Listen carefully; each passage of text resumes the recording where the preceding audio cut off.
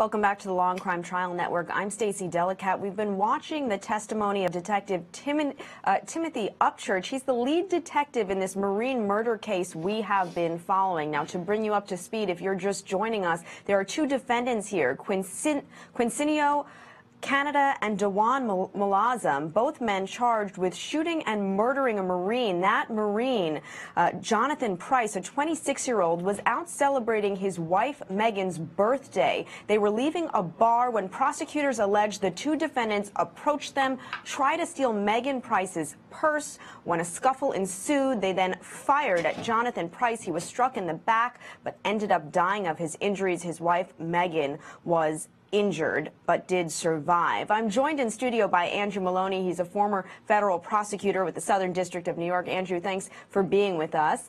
And we know in this recent testimony we've heard from the lead detective here, well, basically, let's just, the defense right up front said, you've got the wrong guys. This is a case of mistaken identity. And in their opening statements yesterday, they told the jury that there is no DNA evidence linking these men to the crime, that the witness evidence is a little bit shoddy, and we know one thing they have talked about in the past hour or so with this lead detective on the stand is the photo lineup of these men, They apparently, the defendants both had somewhat recognizable traits, a gold tooth, a big facial tattoo, and in their cross-examination of the detective, the defense attorney is pointing out that the detectives actually photoshopped one of the facial tattoos off one of the defendants. What is the significance in that, and is that common, or is that sort of bad work on the part of police? It's not common, certainly not in my experience. I'm not sure why they would do that. Eyewitness identification at a crime scene is usually the most heavily challenged and often proven to be the most unreliable, despite the fact that witnesses and the victims themselves may have been in a position to see people. They may have, because of the stress of the event, not been able to accurately identify people in lineups, physical lineups or photo lineups. So courts have ruled many times that photo arrays and lineups have to be done a certain way to pass muster, to make that admissible. And it looks like it's admissible in this case, but that doesn't mean it's reliable. And so the defense lawyers do have a fairly good argument that they may have misidentified these witnesses. I am very surprised the police would Photoshop out a tattoo, a facial tattoo, because that may be probably the feature that's most memorable and recognizable for a witness or a victim of a crime if they're close enough to the person to see it. So taking that off might actually do the opposite. It might cause that witness to actually be unsure that that's the person. And what about, the effect on the jury? Does the jury start to think, well, if they Photoshop this tattoo off, what else have they maybe played around with here? Yeah, it definitely makes jurors start to question the police investigation here. If they've played around with evidence, which is really the identity of a person, they may have played around with other things. I don't know that that's the case here, and I haven't heard enough of the other evidence, but I am troubled by the photoshopping techniques used by the police. It's, I don't know if, typically, to pass constitutional muster, the photo array has to present a choice of, say, 5 or 6 different suspects of similar height, similar race, that look similar, so that you're not just having, one African American and 5 white guys. That would be impermissible. So you try to have a photo array or a lineup with people that sort of match closely the descriptions that the police had of the suspect from a crime. In so doing, you have to try to find people that look similar to the description they got from witnesses or victims. They may not have had too many choices when it came to facial tattoos. That may be a reason why they felt they needed to eliminate that from the photo lineup. It's also possible, looking at the gentleman's tattoo on the left side of his upper cheek by the eye, he has long hair, long dreadlocks. It's possible that they didn't see that tattoo. If they didn't tell the police after the crime was committed, when they described the suspect, if they didn't mention the tattoo, it may be that they never saw that tattoo. If it was dark, for example, or his hair was covering it, or his face was turned the other way, they may not never have seen that tattoo. So I could certainly understand why a defense lawyer would say, oh, well, my guy has a tattoo. You never mentioned a tattoo when you were interviewed by the police. It's possible that they didn't see it. And it's also possible that that's the reason why the police decided they were going to Photoshop it, take that off the table to try to balance that sort of playing field on the identification. Right. But anytime you start tampering with what is, potentially evidence, the way a person looks, I think you're running into problems. Definitely some good analysis there. Andrew, court is on break right now. Judge calling a short break in the Lexington, Kentucky courtroom of this Marine murder trial. We're going to take a quick break. We'll be back with much more analysis.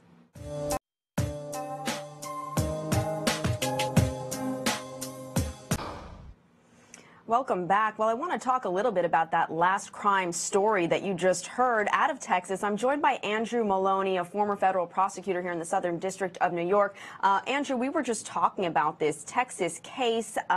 First of all, really interesting stuff that my first thought was, wow, this is the makings of a movie, only to find out that there actually have been several movies, documentaries about this, because this was just a well-known stretch of highway in Texas where during the 1970s and the early 2000s, there were a number of bodies found, a number of missing people. You told me you've actually driven that stretch. Before we get into the details of Tim Miller's story, tell me a little bit about what that's like. I mean, for someone who hasn't been there or is just reading about it or seeing something about it on TV, you think, wow, how creepy. One stretch of highway where people go to target women and dump their bodies. Well, the highway connects Houston to Galveston, and Galveston's an island right on the right in the Gulf of Mexico there, and so it's a fairly flat and wide open, somewhat rural area. The last time I was there was probably about 15 years ago. It was still not very developed. You have the highway that's the closer you are to Houston, there's a little bit more development of strip malls, but the further south you go, you have these wide open fields, marshes, oil refineries for gas, and you have a lot of truckers going in and out of the oil refineries, and of course people that need to go to Galveston. So there's a lot of transients that use that highway, and it's pretty desolate. I don't recall much in the way of residents living in that area. There may be trailer parks, things of that nature, but it's not much of a neighborhood, I would say, the further away from Houston you get. It's probably grown a little bit since I was there, closer to Houston, because Houston has expanded. But certainly at the time of the murders we're talking about in the 80s, it was pretty desolate. You had a series of fast food places, bars, strip joints, a lot of seedy elements, a lot of transient truckers that I guess bringing oil and gas in and out of that area. So you had a lot of people that weren't from the area going in and out of that area. So that lends itself to people coming and going, and only a handful of people that are there on a regular basis. The Miller family, I think his daughter lived in that area. Right. There was a gas station, right? Among the things you would expect to find on a sort of empty stretch of highway is gas stations. And Laura Miller was 16 years old. Apparently, the family had just moved to a nearby residential area. Their phone lines had not been set up yet.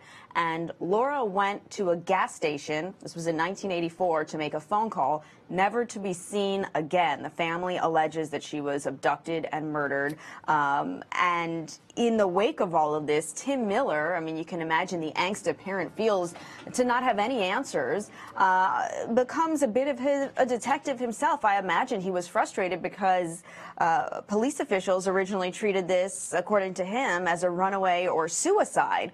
He decided to take matters into his own hands and literally started a search and rescue operation called Texas ECU Search, Mounted Search and Recovery. What's interesting is that since he founded that, I think in the early 2000s, he has been contacted from people all over the country saying, help me find my lost parent with dementia, help me find a child that's gone missing. He still had not had closure, though, on the disappearance and probable murder of his daughter, Laura. Well, now he thinks that he has found the man who's done it. And as we heard in that tape package there, Miller believes that a man named Clyde Hendrick, who had served some time in prison for the charge of abusing a woman's corpse, is responsible for his daughter's murder. Clyde Hedrick denies this. When we have a case, first of all, Andrew, where we're, let's see, more than almost 40 years out from this now, how difficult would it be to prove that this man, Clyde Hedrick, was actually connected to the murder when so much time has passed? It's extremely difficult. You would need a lot more than just what we have now is just speculation. You have a person, you'd have to prove that he was in the area on the time period in question. That'd be the first thing you'd want to do. And you can do that a number of ways if the evidence is still available. For example, if he lived there, or if he was a trucker, for example, and he was regularly going in and out of there. I mean, there are records that would show if somebody was in that area, potentially, maybe not, but potentially, if he lived in that area, that could be something that could be discovered. He did live in that area, and apparently Laura Miller's boyfriend at the time had told Miller that this man knew Laura, sometimes even talked to her when she passed his house. So he's not one of those transient people going through. He does live around there. Miller even had been looking into this guy for years. Laura's father, law enforcement, apparently were unimpressed by his efforts. They found that he had sketched out a rather circumstantial case. However, he still thinks that Hedrick might be responsible not only for his daughter's murder, but for several other victims whose bodies or remains were found in the killing fields. I would say this. He may be right. There's not enough evidence right now. It's circumstantial, but he may very well be right. It sounds, because of the number of bodies and remains that have been found in what we'll call the killing fields along that stretch of highway, again, you probably could make out a good case that there's a serial killer in the area, somebody who's there, either somebody who lives there or somebody who works there or regularly visits that area, as I mentioned before. So you've got the first clue. He lived in the area, so he had the opportunity. If there are witnesses that say he actually had met Laura Miller and knew her, or at least knew who she was, that's the second thing. He's now got an opportunity, and those are two important pieces of the puzzle. The third is this guy's character, his propensity. He's serving time for, I think, aggravated assault on a corpse. And then I think that's what he was initially convicted for, but I think he was convicted of murder because they later, many years later, exhumed the corpse. They discovered that she had been murdered, a Right. blow to the head, and so he was convicted of that crime. So you have a guy who has now been convicted of murder of a young woman in that area, and her remains were found very close to the area where they found the remains of Laura Miller. So that puts him into a small universe of suspects. So I agree with Mr. Miller that this guy certainly is a suspect. Certainly there is some reason to believe he may have committed these crimes, but it's not enough at this point to indict him. You'd have to dig up more, and it's not easy given the amount of time that's passed. Unlikely they're gonna find DNA evidence that links him to her remains because unfortunately her corpse was recovered, I think, 2 or 3 years after she was murdered and went missing, and so that evidence is not available anymore. There have been cold cases solved by DNA. The serial killer in Northern California recently was a good example of that, but they had a lot more DNA to work with victims of those crimes whose bodies had been recovered fairly quickly. Will leave trace DNA from the killer at times, and that's how they solve those murders. We don't have that here, and that's unfortunate. So it's going to be very difficult to build a case against this particular suspect. And Hedrick, we should say, vehemently denies this. He says Miller's making his life a nightmare. In any case, certainly an interesting story and a compelling story about Tim Miller in and of itself, a father taking justice into his own hands, and in the process, solving all of these other cases of missing murdered women. So definitely one that we'll be keeping an eye on here. In the meantime, I want to go back to the trial we've been following all day today. That's the Marine murder trial out of Lexington, Kentucky. Opening statements were yesterday, and we've so far had a number of witnesses on the stand. Let's go now to a little recap to bring you up to speed with where we are in the case. The Kentucky trial of the shooting death of a Marine is underway. 26-year-old Quincinio Canada and 34-year-old Dewan Mulazam are charged with murder and assault for an incident outside a bar in 2014. The two men allegedly approached Corporal Jonathan Price and his wife Megan when one of them tried to snatch her purse. When Jonathan got involved, a fight started, and the corporal was fatally shot in the back. Megan suffered a non-fatal bullet wound to her leg. Both men are also charged for a robbery 6 days prior to the Price shooting. Law enforcement connected them to both crimes by identifying the .45 caliber handgun used in the robbery and the shooting. For Law and Crime, I'm Rachel Stockman. Okay, so the Marine murder trial on lunch break right now. We did hear from the lead detective in the case before lunch break. He was on the stand all morning, but I want to talk a little bit about the overarching themes here. And Andrew Maloney is here with me, former federal prosecutor. We spoke about this a little already this morning. But Andrew, we know defense attorneys are saying, you guys have the wrong people. This is a case of mistaken identity. Unlike some other cases here locally where there's not really a question of who did it, just a question of whether or not it was intentional, these guys are saying, wasn't us. One little interesting point here, apparently the two defendants in this case are nephew and uncle, or at least refer to each other as nephew and uncle. Quincinio Canada and Dewan Mulazam, again, charged with murdering Marine 26-year-old Jonathan Price. They have two separate defense attorneys. They have their own defense attorneys. Only one of the defense attorneys did an opening statement. The other said they would ought to wait.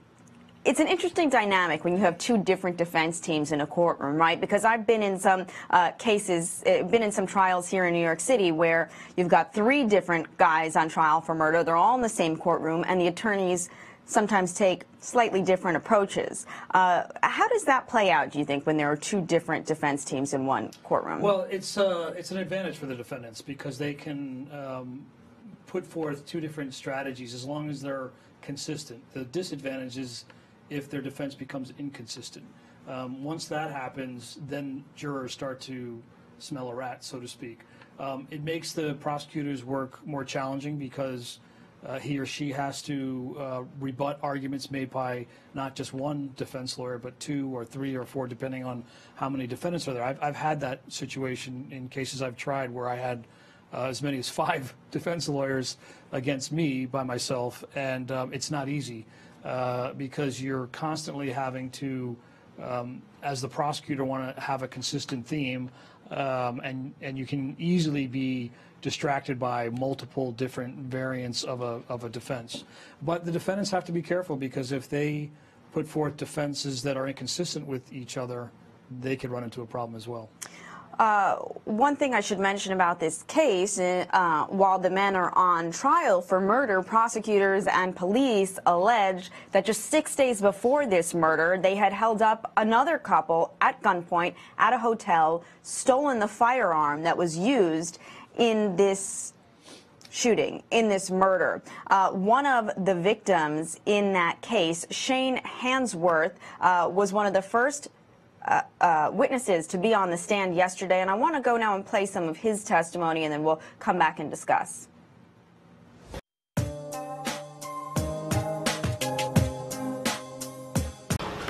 Welcome back. I'm Stacey Delikat. We've just been listening to Shane Hansworth. He is a man who in 2014 was in Lexington, Kentucky for a gun show, staying at a local motel with his wife and several other individuals when he alleges he was robbed at gunpoint by two men, the two men that are on trial for murdering Marine Jonathan Price. Those men, Quincinio Canada and Dewan Mulazam. Now, Hansworth on the stand right now was asked about identifying these two suspects. Andrew Maloney is in studio with me now, former federal prosecutor from the Southern District of New York. One of the issues in this case is going to be mistaken identity. Already we know defense attorneys in their opening statements, or one of the defense team said this is a case of mistaken identity. And there are a number of victims in this case. We know there were at least 4 people at the motel who were victims of this armed robbery 6 days before the murder. And then there is Jonathan Price's widow, Megan Price. Some of these victims were able to clearly, positively identify these suspects. Others were not. Shane Hansworth says, yes, that was them. He was sure it was them, although he says in testimony at some point, we know that one of the men had a gold tooth and a facial tattoo, that he doesn't remember those identifying characteristics. But when you have some people sure of the identity and others not sure, I mean, is that uncommon, or is that just, you know, the product of being a victim in a scary crime where maybe you're just thinking about saving your life and not necessarily recording the details of someone's face? Well, Stacey, you hit the nail on the head. You're exactly right. Some people will panic when they're under stress of a robbery, thinking that they're about to be shot and murdered. So some people will not remember a lot of those details. They'll remember how scared they were, but they may not remember what somebody looked like enough to be able to give a really good description. Other people will have a pretty good memory, almost photographic, if you will. This is a moment they think their life is going to end, and they remember what a person looks like. So it all depends on the actual person, the victim, how they are going to react and respond and remember certain things. Some people will never forget all the vivid details for as long as they live. Other people block it out on purpose. So it's very common to have witnesses that had the same opportunity to observe essentially the same things, the same people, and one remembers and the other one doesn't. So that's not uncommon. Does it hurt the prosecution's case, though, when you have different victims saying they could identify the suspects and others saying they weren't so sure, particularly when the defense is trying to prove that this is a case of mistaken identity? Well, yeah, anytime you have a victim who says they're not sure, that helps the defense strategy, which is that person couldn't be sure, and the one person that was sure, witness identification is one of the most attacked as being one of the most unreliable pieces of evidence in any case. So the less people that are positive in making that identification helps the defendants. It makes the job of the prosecutor more difficult. So you have to look for other pieces of evidence to help corroborate your witness ID. If you have a couple of witnesses ID the defendants, that's good. It would be better if they all were able to identify the defendants. But if you have some of them, that's good. That's a good start. But to convince a jury in a case of mistaken identity, you're going to probably need to have more. Yeah, I think you're right about that, and we'll certainly see how it plays out as we see other witnesses on the stand, and of course Jonathan Price's widow, Megan, who we still haven't heard from. In the meantime, let's go back now to listen to some more testimony from Shane Hansworth as we wait for court to resume live after the lunch break.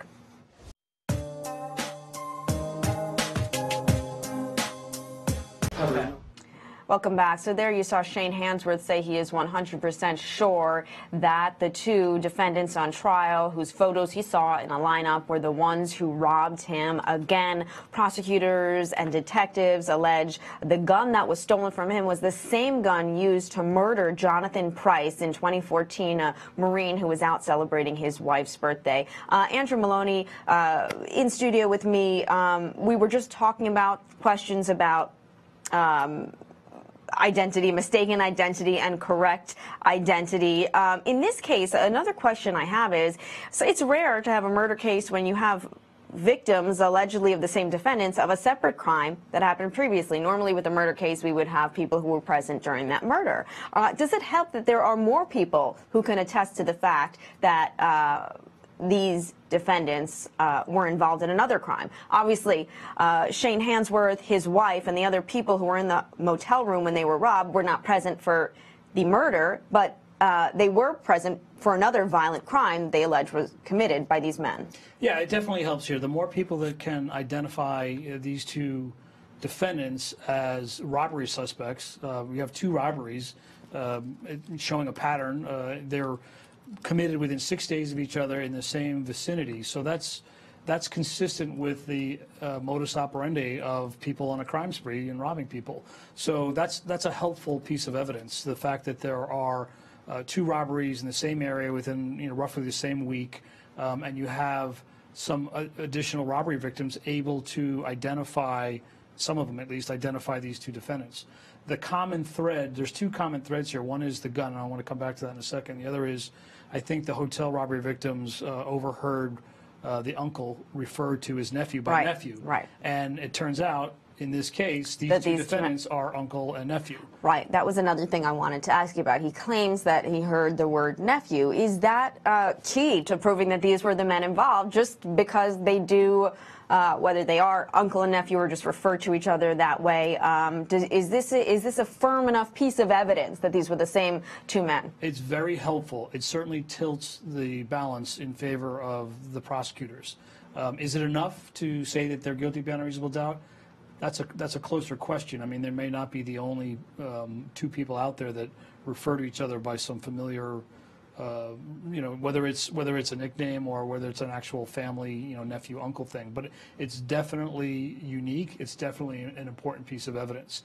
And if that was told by these victims to the police before these two defendants were picked up, and it turns out they later found out they are uncle and nephew, that's a very important fact.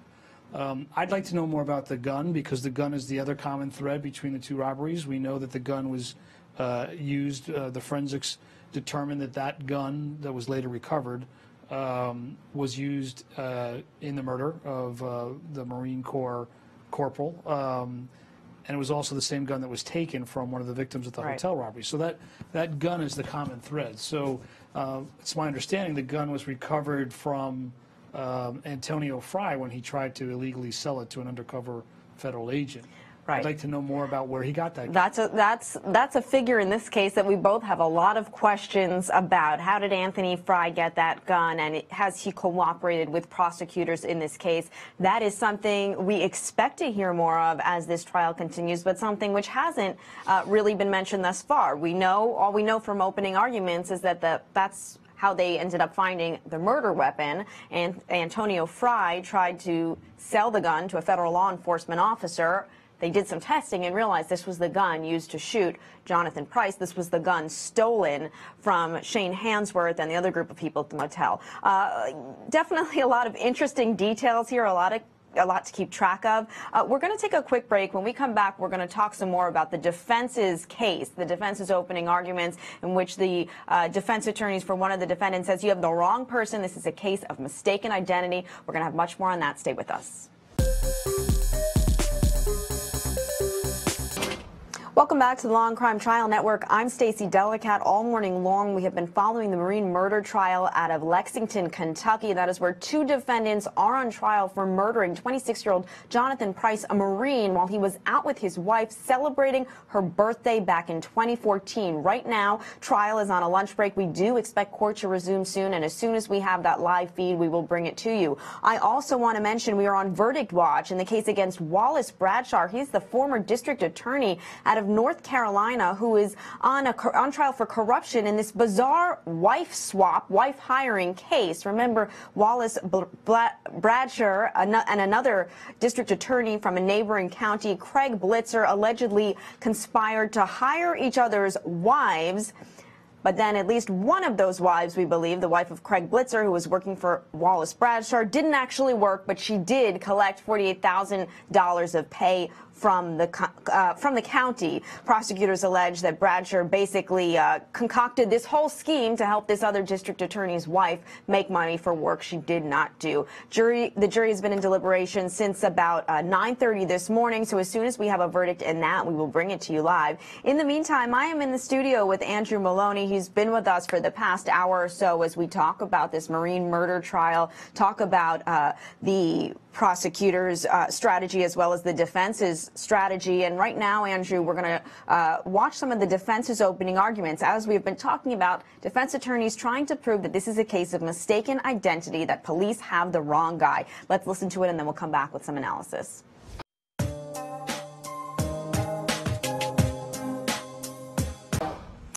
Welcome back. I'm Stacey Delikat. We've just been listening to some of the defense attorney's opening statements in the Marine murder trial out of Lexington, Kentucky. A lot of interesting points made in that opening statement. Just to give you a quick reminder, we are on lunch break from the case, and just as soon as we get the feedback up live, we will bring it to you. We do expect that will happen in the next few minutes. In the meantime, I'm joined in studio by Andrew Maloney, former federal prosecutor. We've been talking about this case all afternoon and morning, Andrew. That was a big chunk of the defense's opening argument. I want to ask you first, because there are a lot of little nuggets that we heard in there. Her big argument is this is a case of mistaken identity. Cops decided that these were the guys, and they went after it, and they ignored all other evidence.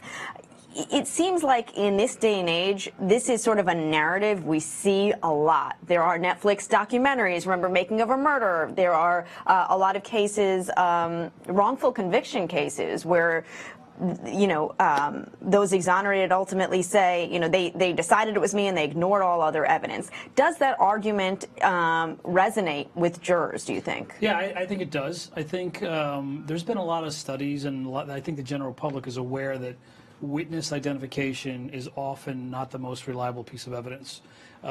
Jurors look for other things. It doesn't mean you're going to have them in a case, but they look to see if there's videotape or if there's their DNA. They're used to seeing more evidence, more forensic evidence to back up and corroborate a witness identification.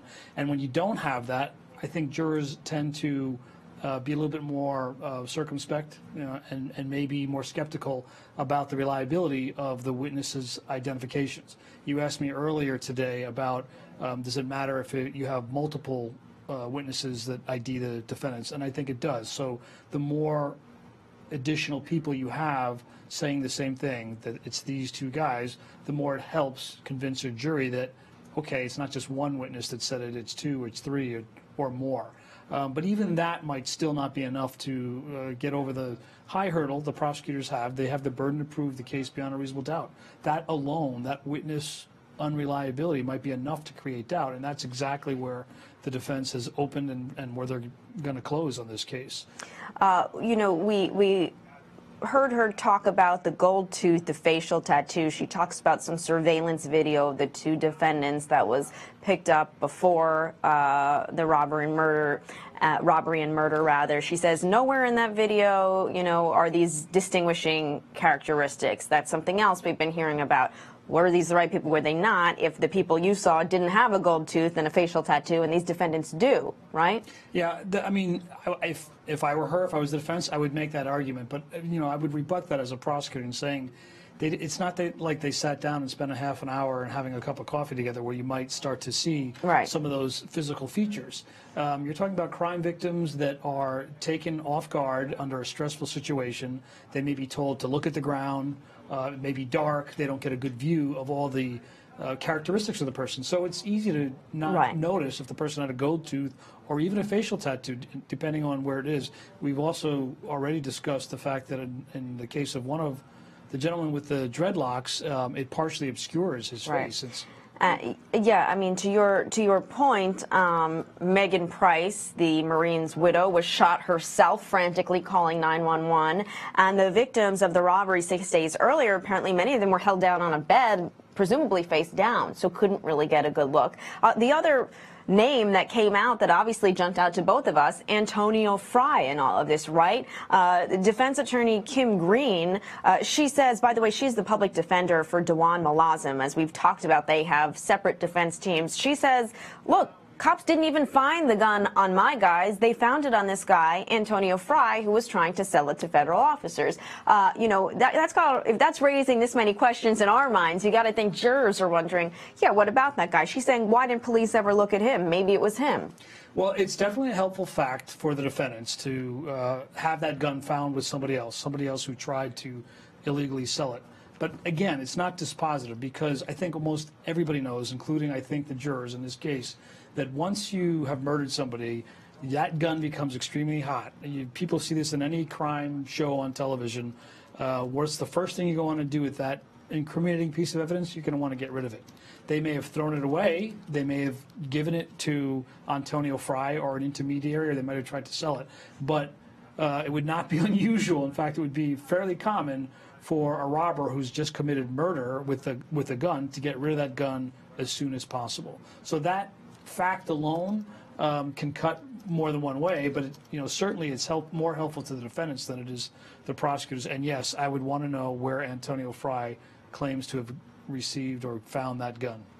Yeah, that is something certainly I expect will come out in the course of this trial, but it's anyone's guess at this point. One of the other interesting witnesses, which we do expect the state to call, will be the widow, Megan Price, who was there when her husband was shot, was on the phone as jurors heard, frantically crying, "Stay with me, don't die," as her husband bled out to death in front of her. So I would imagine that emotional testimony will certainly at least, bring up some emotion in jurors. In the meantime, while we wait for court to resume live, let's go back to some of yesterday's testimony, and let's hear from Mitchell Smith. He is another one of the victims who was in the hotel room, who was robbed at gunpoint, allegedly by these same two defendants, 6 days before Price was murdered. Let's take a listen to what he had to say.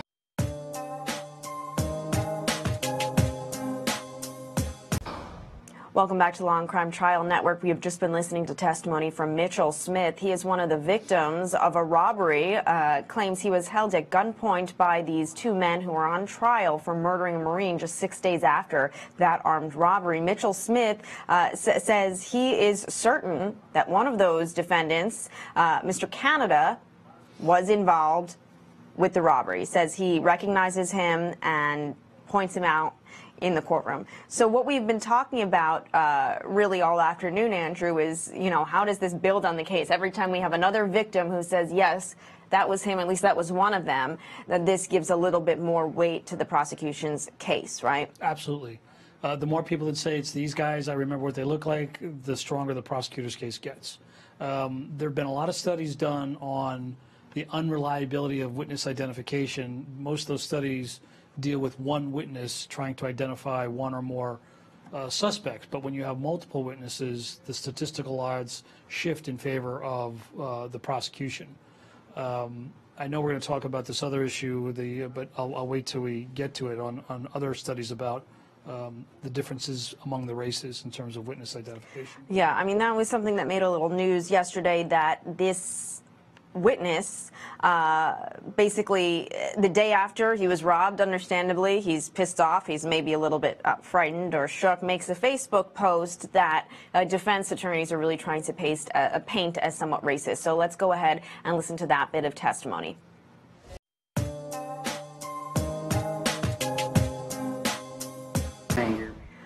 Welcome back. We've just been listening to previously recorded testimony from Mitchell Smith. He is one of the victims of an armed robbery at a hotel in Lexington, Kentucky. Again, a gun was stolen during that armed robbery, and prosecutors say that was the same gun that was used to murder Jonathan Price, the Marine. Anthony Maloney still with me in studio. One thing we did want to touch on is, and by the way, that was cross-examination, as we know, of Mitchell Smith, is that defense attorneys questioned him about a Facebook post he made the day after he was robbed. He linked to an article about the armed robbery and said, if this was me, if they didn't all look like this, they'd be dead. And then when upon questioning, he admitted, yes, he was referring to black people. He says he was angry at the time. He wrote that out of anger, which a lot of people might understand. He might be angry or shaken after being the victim of a crime like this. What does this do in jurors' mind? Does it do anything? I mean, is this just a minor detail, you think? Or, does trying to prove that he may be racist play a part in this? I don't think it's minor, and it's not because of the inflammatory nature of him potentially being a racist. I don't think that's the issue as much as it goes back to what we've been talking about all day, which is witness identification. The part of the statement that is significant is he says, if they didn't all look alike. That says to me he's having trouble identifying, or in his mind remembering what the defendants, or not defendants, but what the robbers at the hotel looked like. He makes a comment here after the robbery, putting the anger aside, he is essentially admitting he may have trouble recognizing them if he saw them again. That's the critical part of that statement. So the racial component is inflammatory, but that's not the critical part for the defense. The critical part is his admission here that he has trouble or may have trouble recognizing these guys again. Yeah, and that is a good distinction, I think, because, yes, inflammatory, that's a good way to describe it, and that certainly may be very upsetting to a lot of people that he made that comment on Facebook. But again, this all goes back to the question of how strongly those identifications were. And the defense attorney asked him, said, you didn't mention any facial tattoos, you didn't mention gold teeth or a large nose. One of the defendants has a large nose. He said, I didn't think I had to. She said, did you notice if they were light or dark? No. And so, you know, still a lot of questions about how firm their recognition was, not just Mitchell Smith, but all of these victims of the robbery of these two defendants. I just want to mention we do have a live feed out of the courtroom in Lexington, Kentucky right now. It looks like court is about to resume after the lunch break. We are waiting for the judge to come back into the courtroom, and as soon as she does, we will take you live back inside the courtroom. In the meantime, let's take a quick break, and as soon as we get that live feed back, we will bring it to you.